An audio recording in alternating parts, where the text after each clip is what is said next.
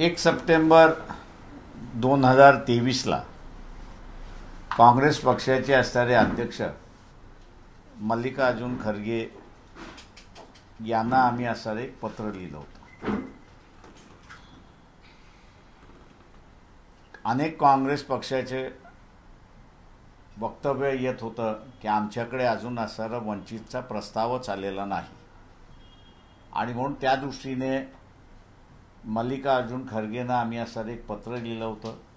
ते त्यांच्या hand delivery झालं होतं, मेलनीही त्यांच्यावर पाठवलं होतं आणि काँग्रेस पक्षाच्या वेबसाईटवरती सुद्धा पोस्ट करण्यात आलं होतं.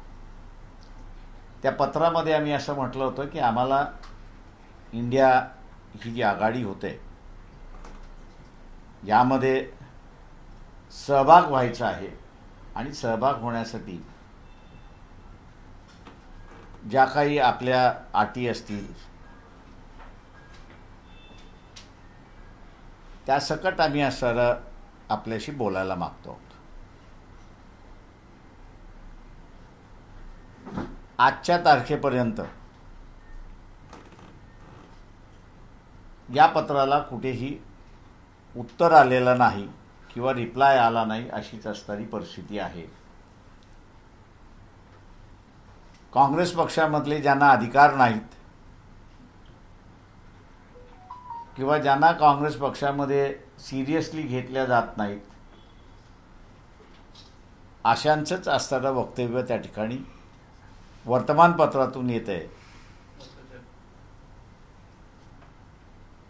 आणि वंचितने इंडियामध्ये किंवा MBAमध्ये सहभागी व्हावं असं त्या ठिकाणी म्हटलं जातं.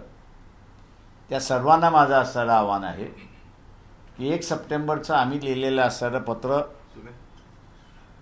1 सप्टेंबरचं असलेलं पत्र जे आहे हे पत्र खरगेंना लिहिलेलं आहे. काँग्रेसचे ते अध्यक्ष आहेत, त्यांच्याकडून उत्तर आलेलं नाही आणि म्हणून आमच्याकडून इंडियामध्ये जाण्यासाठी जो काही प्रस्ताव गेला पाहिजे तो प्रस्ताव आम्ही असायला पाठवलेला आहे.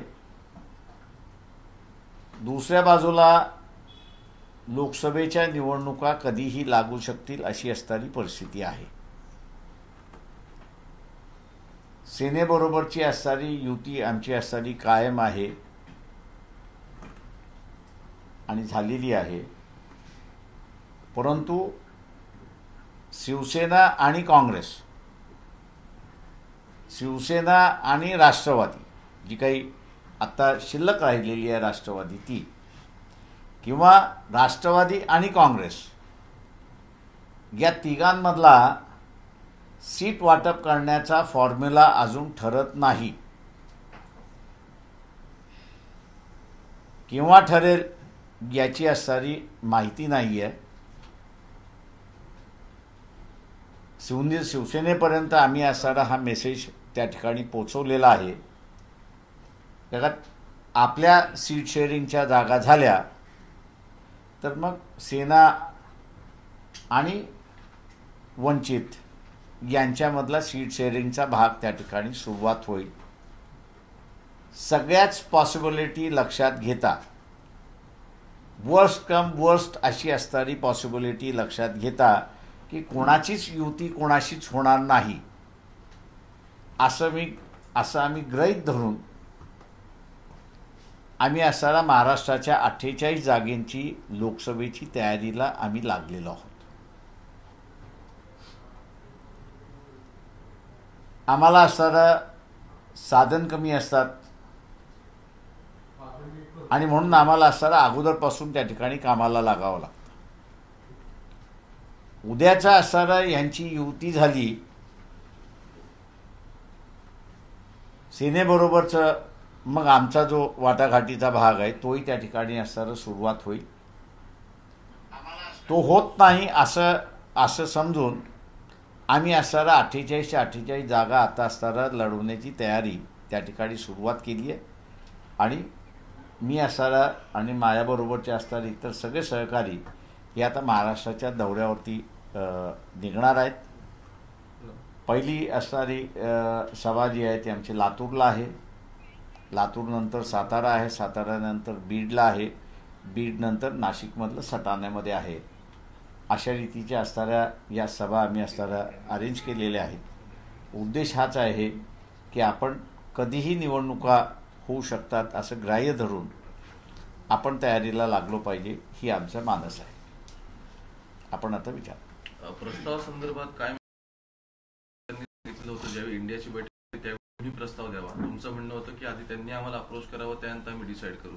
तर नक्की कुठे गणित मार्ग प्रश्न असे, आम्ही असणारा प्रस्ताव आमचा दिला. काँग्रेसवाले म्हणत होते प्रस्ताव नव्हता, तो प्रस्ताव आम्ही असणारा दिला. म्हणजे इंडियामध्ये सहभागी होण्याचा असणारा प्रस्ताव हा असणारा काँग्रेसचे अध्यक्ष मल्लिकार्जुन खरगे यांच्याकडे असणारा देण्यात आला पक्षाच्या वतीने. तिकडनं काही तुम्हाला रिप्लाय फाईल आलाय? अजून काहीही उत्तर आलेलं नाही. बाळासाहेब ठाकरेंसोबत तुम्ही युतीची घोषणा केली आंबेडकर भवनला, दादरला. त्यानंतर फार काही अशी प्रगती त्यामध्ये दिसली नाही. तुम्हाला भरोसा आहे का उद्धव ठाकरेंवरती अजूनही? हा आमचा भरोसा आहे, आमच्या दोघांचा भरोसा आहे एकमेकांवरती. अडले कुठे? मी तुम्हाला मगाशी सांगितलं की उद्धव ठाकरे, शिवसेना आणि काँग्रेस यांच्यामधला समझोता अजून झालेला नाही. चर्चाही सुरुवात नाही आहेत. काँग्रेसवाले ती चर्चाही करत नाहीत अशी असताना माझी माहिती आहे. दुसऱ्या बाजूला NCP आणि शिवसेना उद्धव ठाकरे यांच्यामध्ये ती चर्चा सुरुवात झाली पाहिजे होती, तीही चर्चा होत नाही आहे. ती चर्चासुद्धा मला असं कळतंय की NCPच्या बाजूने असणारा आडखाते केल्या जातात आहे किंवा काँग्रेस NCP यांच्यातली चर्चाच होत नाही आहे असा असणारा भाग आहे. काँग्रेस बहिष्कार घालते NCPने बोलवलेल्या बैठकांमध्ये आणि तिघं मिळून ज्या बैठका त्यांचे जे असणारे एकत्र येऊन जी समझोतेचा फॉर्म्युला झाला पाहिजे तो मला असणारा त्या ठिकाणी दिसत नाही आहे. आणि त्यामुळे त्यांच्या समझोता न झाल्यामुळे सेनेच्या वाट्याला येणाऱ्या सीट्स कुठल्या ह्याच डिसाईड नसल्यामुळे आमचं असणारं बोलणी थांबलेली आहे. सर 2024 मध्येही 2014ची पुनरावृत्ती होईल असं वाटतंय का, की महाविकास आघाडी महायुती हे प्रयोग यशस्वी होतील निवडणुका? मी आज आपल्याला असणारं सांगतो परिस्थितीवर की आम्ही असणारं एक असं आहे की आघाडी कशी होईल ह्याच्यावरती अवलंबून राहील असं मी त्या ठिकाणी मानतोय. दोन पक्षांची आघाडी झाली तरी ती विजयाची आघाडी असं मी त्या ठिकाणी मानतो. तुम्ही काही दिवसापूर्वीच एक वक्तव्य केलं होतं की भारतीय जनता पार्टीला 270 वरून अधिक जर नाही मिळालं तर भारतीय जनता पार्टीला कुठेतरी केंद्रामध्ये स्थान नाही मिळणार. काँग्रेस किंवा इंडियाची युती झालेली त्यांना स्थान मिळणार. सध्या माझं स्टेटमेंट असं होतं की नरेंद्र मोदी यांना जर पंतप्रधान पुन्हा व्हायचं असेल तर त्यांना असणारा 272 खासदार हे निवडून आणावे लागतील. 272 खासदार त्यांनी जर निवडून आणले नाही तर नरेंद्र मोदी हे पंतप्रधान होणार नाहीत. सरकार कोणाचं असेल असं मला ज्यावेळेस विचारण्यात आलं त्यावेळेस मी त्यांना म्हणालो की सरकार आत्ता त्याच्यामधला सांगता येणार नाही, कारण का त्यावेळेस BJPकडून फेस व्हॅल्यू कोणाची आहे यावरती अवलंबून राहील आणि त्याचबरोबर इंडियामधून फेस व्हॅल्यू कोणाची येते ते सुद्धा अवलंबून राहील अशी असणारी परिस्थिती आहे. मोदींच्या उदयामुळे भाजपामधले जे चेहरे म्हणजे कालबाह्य झाले होते किंवा दुसऱ्या फळीकडे पडले होते त्यांना 272 जागा निवडून आल्या नाही तर म्हणजे चांगले दिवस येतील असं वाटतंय. नितीन गडकरी यांच्यासारखे किंवा भारतात अनेक नेते आहेत तुमचे ज्या परिचयाचे, ते अनेक जणांना माझं म्हणणं असं आहे की BJPचे जे नेते आहेत, RSSचे नेते आहेत, त्या बऱ्याच नेत्यांना आम्ही मोदींपेक्षा वेगळे आहोत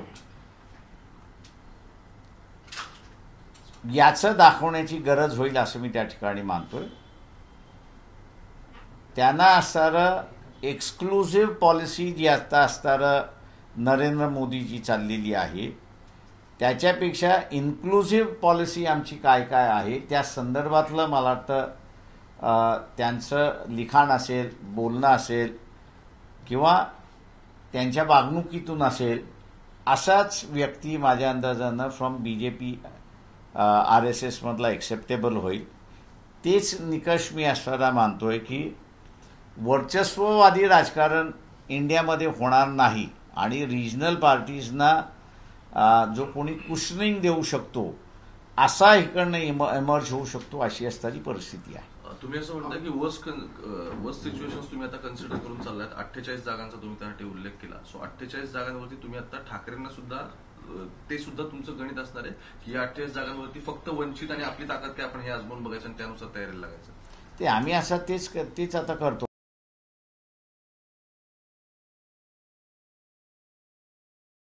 अंतर्गत बोलणी शिवसेने, उद्धव ठाकरे आणि वंचित यांच्यामध्ये चाललेली आहे. त्याच्यामध्ये उद्धव शिवसेना ही असणारी हेल बेंड आहे हा शब्द जर वापरला तर सगळ्यांनी एकत्र लढावं असं आहे. पण जे काही आमचं पॉलिटिकल अनालिसिस आहे त्या आमच्या पॉलिटिकल अनालिसिसमध्ये ही शक्य आहे असं आम्हाला दिसत नाही आणि त्याच्यामुळे लवकरात लवकर निर्णय होणं हे सुद्धा भाग आहे असं मी त्या ठिकाणी मानतोय. ज्या अर्थी एवढे दिवस होऊनही साधी विकास MPAमध्ये फॉर्म्युल्याची चर्चा होत नाही किंवा एकत्र बसण्याची तारीख सुद्धा जिथे असताना फायनल होत नाही, तिथे दाल में कुछ काला आहे असंच फक्त म्हणावं लागेल. काँग्रेसचं तुम्ही एका बाजूला असं म्हणताय की लोकसभेच्या निवडणुका कधीही लागतील, दुसऱ्या बाजूला महाविकास आघाडीचे जे मित्र पक्ष आहेत त्यांच्यामध्ये चर्चा होत नाहीये, तुम्ही सुद्धा त्यातला एक भाग आहात. तर ह्या ज्या चर्चा होत नाहीयेत आणि निवडणुका कधीही लागतील असं तुम्ही म्हणताय, तर ह्या सगळ्याचा फटका वंचितला बसणार आहे की याच्यातून तुम्हाला फायदा? नाही, माझं म्हणणं असं आहे की आमचा जो मतदार आहे हा मतदार आमच्याकडचा फायनल आहे असं आम्ही त्या ठिकाणी मानतोय. तो काही हलत नाही अशी असणारी परिस्थिती आहे. उलट आम्ही असं गेन होत चाललोय असं आम्हाला एकंदरीत दिसतंय. पण आम्ही असं म्हणतोय की पॉलिटिकल गेनपेक्षा जे काही पुढच्या 5 वर्षाची प्लॅनिंग RSS BJPचं झालेलं आहे ते अत्यंत देशाला धोकादायक आहे असं आम्ही त्या ठिकाणी मानतोय. त्याचं मांडायला आम्ही असताना सुरुवात करणार आहोत. तेव्हा अशा ह्याच्यामध्ये मी जो प्रश्न काँग्रेसच्या वर्किंग कमिटीचे असणारे एक सदस्य, नाव सांगत नाही, ते मला भेटायला आले. मी तेव्हा त्यांना असताना विचारलं होतं की 2024च्या निवडणुका तुम्ही कसं बघताय? का 77च्या निवडणुकीमध्ये मी कॉलेजमध्ये होतो, पण चर्चा ज्या चालल्या होत्या ते मी त्यावेळेस ऐकल्या होत्या आणि त्याच्यावरूनच मी असं हे केलं होतं की 77च्या निवडणुकीमध्ये एमर्जन्सी संपली पाहिजे हा एकमेव हेतू घेऊन सगळे बाहेर आले होते आणि सगळ्यांनी एकत्र येऊन म्हटलं लढलं होतं. तसंच म्हटलं होतं, आता म्हटलं होतं काँग्रेस पक्ष नेमकं 2024च्या निवडणुकींमध्ये कशा रीतीने बघतोय. त्या मला जे काही सांगण्यात आलं त्याच्यामध्ये आम्ही काँग्रेसचे अध्यक्ष मल्लिकार्जुन खरगे जे आहेत त्यांच्या माध्यमातून असणारा सगळ्यांना एकत्र करण्याचा असणारा भाग आहे आणि दुसऱ्या बाजूला राहुल गांधीच्या माध्यमातून पक्ष वाढवण्याचं असणारं कामकाज त्या ठिकाणी चाललेलं आहे. तर म्हटलं ह्या 2 तलवारी आहेत, या 2 तलवारी एका म्यानामध्ये कशा राहतील याचं म्हटलं होतं उलगडा आपण केला तर अधिक चांगला आहे असं मी त्या ठिकाणी मानतो. नाही, ते म्हटली ही आमची ठरलेली पॉलिसी आहे.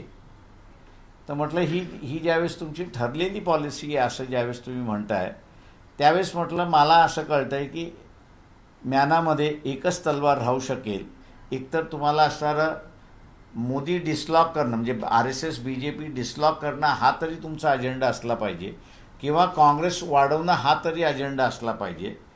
या अजेंड्यामध्येच कॉन्फ्लिक्ट आहे आणि त्या कॉन्फ्लिक्टमधून इतरांना इन्सिक्युरिटी म्हणजे जे तुमच्याबरोबर यायला मागतात आहेत त्यांना इन्सिक्युअर तुम्ही करत नाही का याचा म्हटलं होतं कुठेतरी विचार झाला पाहिजे असं मी त्या ठिकाणी त्यांना म्हणालो आणि आमची बैठक त्या ठिकाणी संपली.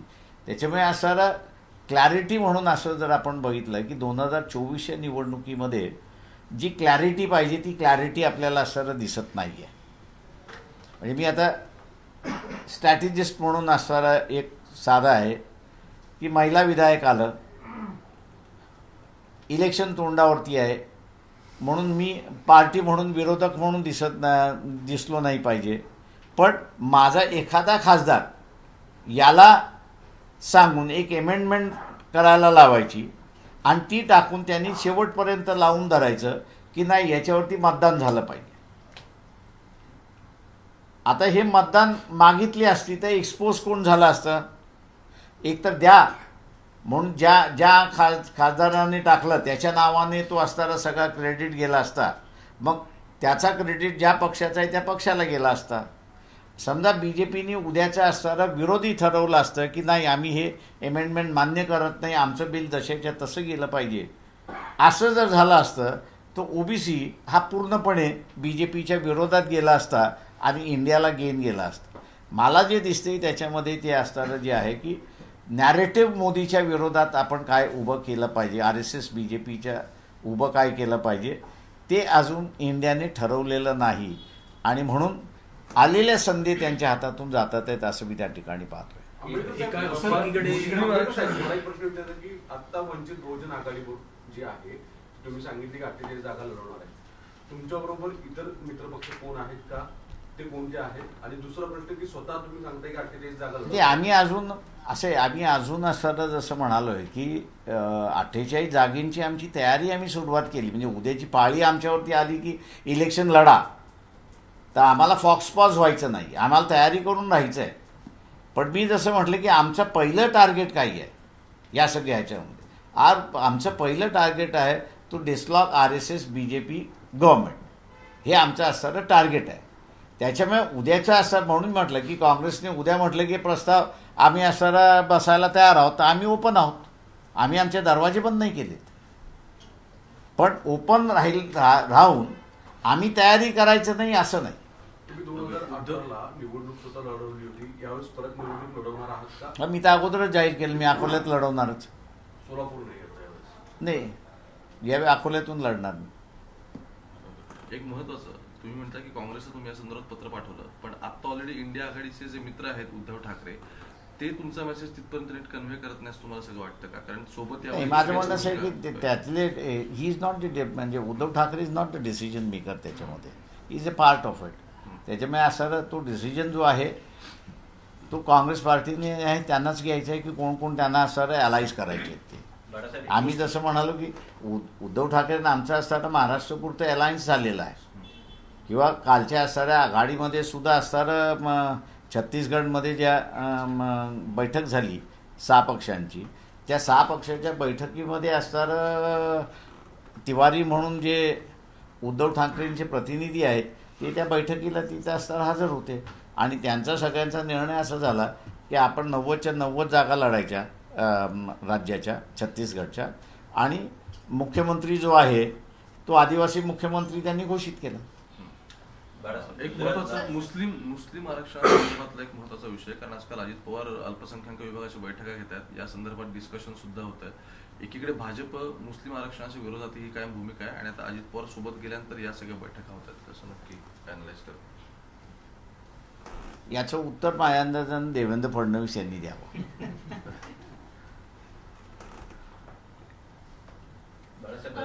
गुजरातमध्ये शरद पवार जातात, अदानींना भेटतात किंवा त्यांच्या कार्यक्रमाला हजेरी लावतात, एकंदरीतच या अनुषंगाने कसं बघताय एकंदरीतच? ते मी तेच म्हणालो ना की काँग्रेस पक्षामध्ये प्रचंड मोठ्या प्रमाणात गोंधळ आहे. एका बाजूला राहुल गांधी पूर्ण ताकदीने अडानीच्या विरोधात आहेत आणि ते आजही आहेत, त्याच्यामध्ये कोणाला शंका घेण्याची त्याच्यामध्ये कारण नाही. पण दुसऱ्या बाजूला आपण असं बघतो की NCPचे असणारे शरद पवार हे अडानीशी जाऊन भेटतात, बोलतात आणि सगळ्या गोष्टी आणि त्यांच्या बाजूने आहेत. या सगळ्या ह्याच्यामध्ये काँग्रेस पक्ष हे जे तारेवरची जी कसरत करते, या तारेच्या कसरतीवरती किती दिवस ते टिकणार आहेत आणि त्या काँग्रेस पक्षाच्या या भूमिकेमुळे चर्चेला वाव असा मिळतोय की काँग्रेस ठोस भूमिका ज्याला आपण म्हणतो, हार्ड भूमिका ज्याला आपण म्हणतो, ही काँग्रेस पक्ष घेऊ शकत नाही आणि ते रिफ्लेक्शन लीडरशिपवरती येते. हे दुर्दैवीची बाब आहे त्या ठिकाणी. त्याच्यामुळे आयदर तुम्ही अडाणीच्या विरोधात आहात किंवा तुम्ही अडाणीच्या फॉर आहात, याचा असताना खुलासा काँग्रेस पक्षाने विचारला पाहिजे एनसीपीकडे आणि त्या दृष्टीने मग त्यांची असणारी राजकीय भूमिका असली पाहिजे. सर, एक प्रश्न असा आहे की मुख्यमंत्र्यांच्या मतदारसंघामध्ये आदित्य ठाकरेंनी एक गुप्त सर्वे केला असं एक बातमी पुढे आलेली आहे. जर असा सर्वे झाला असेल आणि आदित्य ठाकरे जर ठाण्यामधून उभे राहत असतील तर तुम्हाला वाटतं जनता त्यांना कौल देईल? जनतेच्या कौलचा जो प्रश्न आहे हा जनतेकडे सोडलेला अधिक चांगलं आहे. त्याच्यावरती कोणी भाष्य करू नये, कारण कोण कधी खरं ठरलेलं नाही. म्हणजे आदित्य ठाकरेंना संधी आहे असं वाटतं मला? मी काहीच बोलत नाही. सर, त्यांनी जिथे कुठे ते उभे राहतील तिथे प्रचाराला मी जाणार, एवढं सांगतो. आदित्य म्हणजे आज आदित्य ठाकरेंच्या प्रचारात आम्ही युतीत असलो तर जावंच लागेल प्रचाराला. मग तुम्ही ठाण्यामध्ये जाऊन मुख्यमंत्र्यांच्या विरोधात जाऊन प्रचार करणार? सरळ आहे. असे अलायन्स मधलं जे आहे तो अलायन्सचा धर्म हा तुम्हाला पाळता आला पाहिजे. आज कितीही मी म्हणत असलो की सामान्यातला सामान्य माणूस एकनाथ शिंदे रिक्षा चालवत आपला असणारा उदरनिर्वाह केला आणि आज त्यांनी असताना मुख्यमंत्र्याची गादी गाठली, याचं कौतुक आहे मला, नाही असं नाही. की त्यांनी एक उदाहरण इस्टॅब्लिश करून दिलं की इथला असणारा एक रिक्षा चालक सुद्धा मुख्यमंत्री होऊ शकतो. त्या इन्सिडेंट पुरता असताना एकनाथ शिंदे हे हिरो आहेत, याच्याबद्दल दुमत नाही. पण ॲज अ पॉलिटिकल क्लॅरिटी म्हणून तुम्ही ज्यांच्याबरोबर आहात त्यांच्याबरोबर तुम्ही 100% इमानदारीने राहिला तरच राजकारण चालत नाही. नरोबा कुंजोबा किंवा शरद पवारांचा नरोबा कुंजोबा आपल्याला असणारं अडाणीवरनं दिसते. लोकांच्या कॉमेंट्स तुम्ही ऐका सोशल मीडियावरती काही आहेत त्या. आंबेडकर साहेब, दोन मुद्दे की एमआयएमच्या संदर्भात काय तुमचं असेल पुढे ते आम्ही असं मागे म्हणालो की इट्स चॅप्टर इज क्लोज्ड. दुसरा प्रश्न की या सगळ्या म्हणजे तुम्ही जे सांगताय की महाविकास आघाडीमध्ये लोकसभेच्या संदर्भात चर्चा होत नाही, याचा अर्थ काहीतरी डाल में कुछ डाला आहे असं तुम्हाला वाटतं? मुळात या सगळ्या पार्श्वभूमीवर उद्धव ठाकरे यांना परत एकदा दगा बसेल का जर अचानक असं काही पुढे घडणार की आता या विद्यमान पक्षात त्यांनीच काही घडी तर वेगळी घडतील? कारण की अदानी समूह यांची भेट ही त्याच्यावरनं खूप चर्चा आहे सुरू. ते असे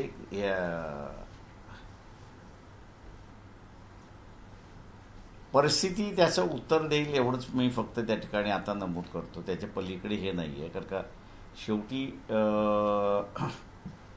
आधार असल्याशिवाय बोलू नये असं माझं स्वतःचं एक प्रिन्सिपल आहे.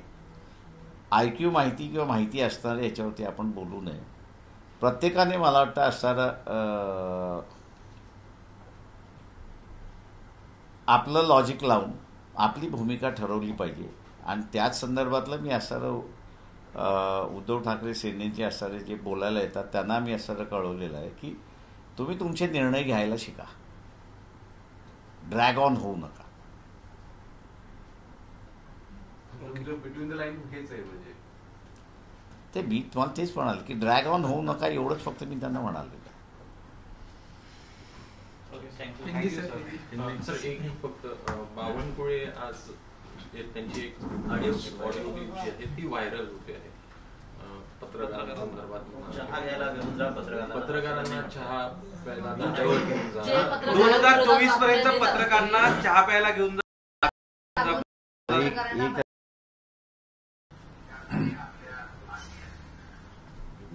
ही मला वाटतं नवीन आहे असं मी त्या ठिकाणी मानत नाही. ही क्लिप एकदा अशीच क्लिप RSS कडून सुद्धा अयोध्येच्या वेळेस निघाली होती. त्याच्यामुळे ही त्यांची एक पॉलिसी असं म्हणून त्या ठिकाणी मानतो की खरेदी विक्री करा, यू कॅन बाय पीपल. त्याच्यामुळे माणसांना आम्ही विकत घेऊ शकतो ही जी मगाशी मी जे म्हणालो त्याच्यामध्ये तो असणारा एक भाग आहे त्याच्यामध्ये, की ही माणसं विकत घेण्याची भाषा बोलतात, ही माणसं जिंकण्याची भाषा बोलत नाहीत. हिंदी सर. हिंदी हिंदी.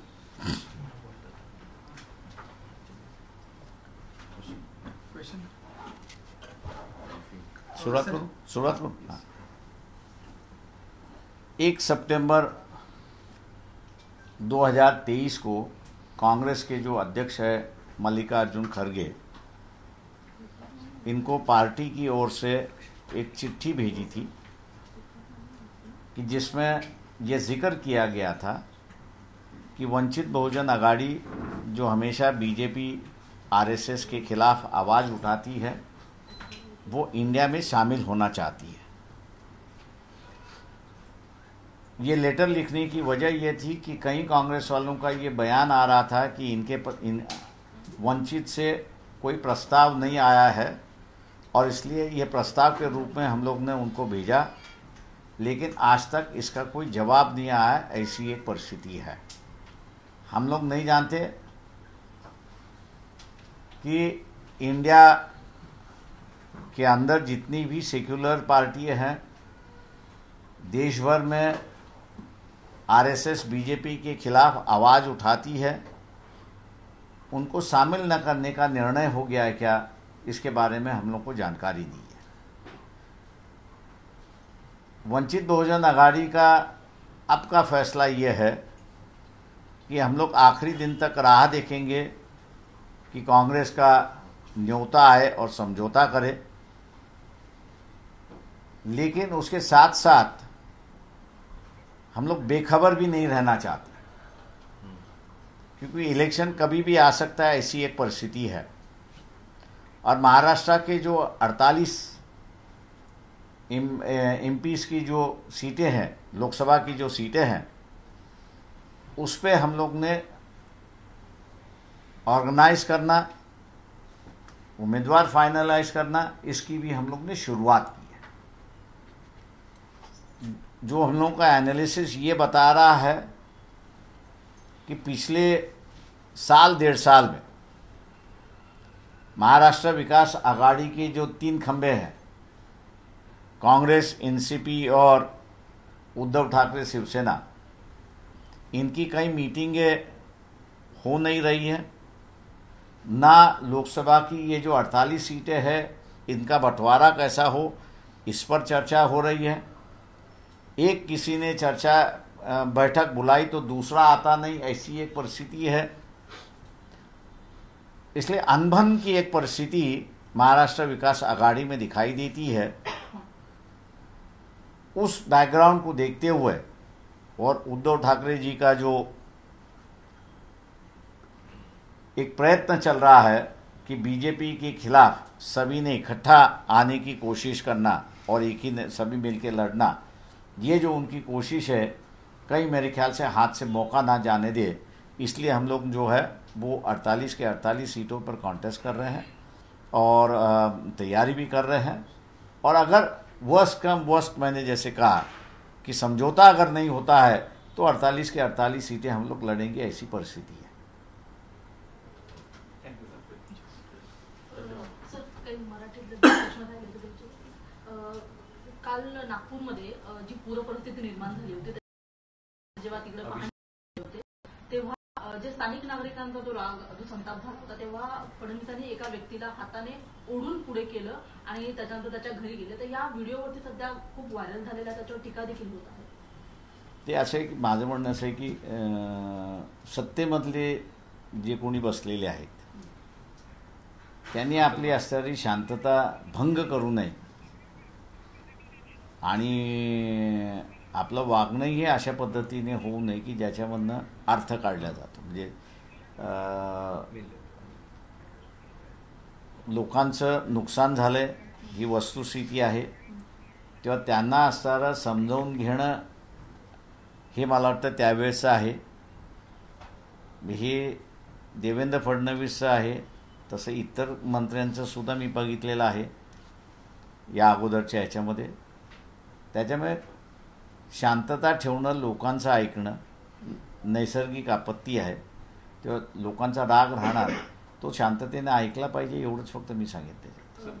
गेल्या अनेक काळापासून साखर कारखान्यांवर कारवाया होताना बघायला मिळते. राष्ट्रवादी वाले म्हणजे राष्ट्रवादी ज्यावेळी सत्तेत नव्हती त्यावेळी भाजपाकडनं राष्ट्रवादीच्या, आता राष्ट्रवादी सत्तेत आल्यानंतर काही भाजपाच्या नेत्यावर अजित पवारांकडनं, यात पंकजा मुंडे यांच्या साखर कारखान्यावरती कारवाई करण्यात आलेली नाही, काय सांग? सरकारला विचारलेल्या प्रश्नाचं उत्तर नाही. विशेष करून पंकजा मुंडे यांचा जो शक्ती दौरा, शिवशक्ती त्यांनी यात्रा काढली होती, त्याच्यानंतर ही कारवाई झाल्याचं कळत आहे. म्हणजे बऱ्याच दिवसापासून एक चर्चा आहे की पंकजा मुंडे नाराज आहेत, मध्यंतरी त्या सुट्टीवर गेल्या होत्या आणि आता जेव्हा त्या यात्रा काढत आहेत तेव्हा कुठेतरी भाजपमधून त्या नाराज आहेत आणि अशा पद्धतीने म्हणून त्यांनी यात्रा काढली, आता त्यांच्यावरती कारवाई होते, असा एक सूर आहे. ते मला तर मी जर ती राजकीय परिस्थिती व्यवस्थित जर समजू शकलो असेल, त्यांची नाराजी होती ही बरोबर आहे, मी नाही म्हणत नाही, परंतु अजित पवारांनी तेल घालण्याचं कामकाज निश्चितपणे केलं, एवढं मी आपल्याला सांगू शकतो. का त्यांनी बीडच्या सभेमध्ये बीडचा खासदार हा मराठा असेल असं त्यांनी जाहीर केलं. म्हणजे स्ट्रेट अवे तिथे असणारा BJPला त्यांनी थ्रेट दिला की मुंडे कुटुंबातलं जे खासदार सध्या आहे ते न ठेवता तुम्हाला असताना मी सांगेन तो खासदार द्यायचा आहे.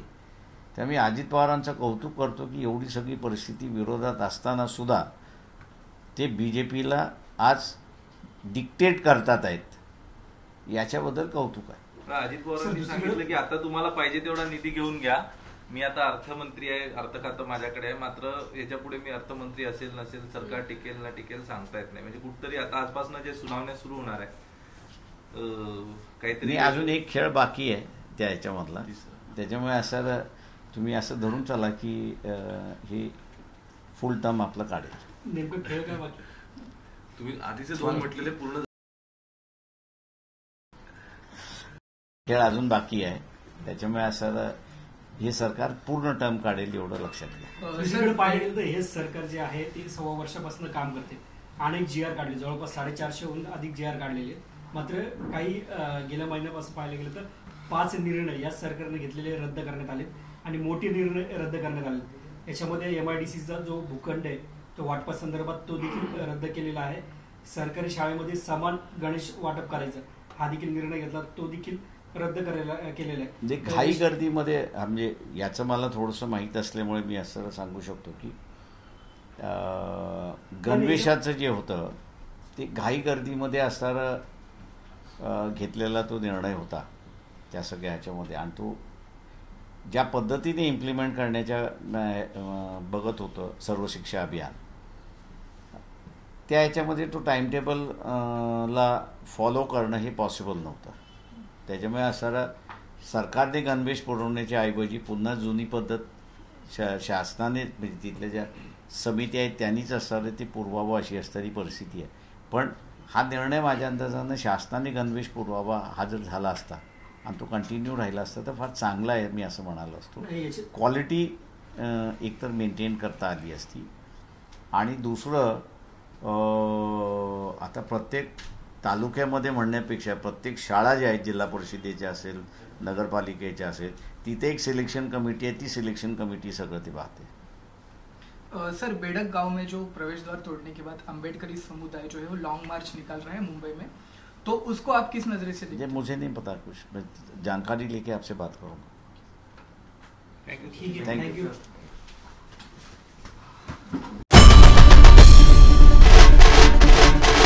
आई भवानीचा गजर म्हणजे झी 24 तास.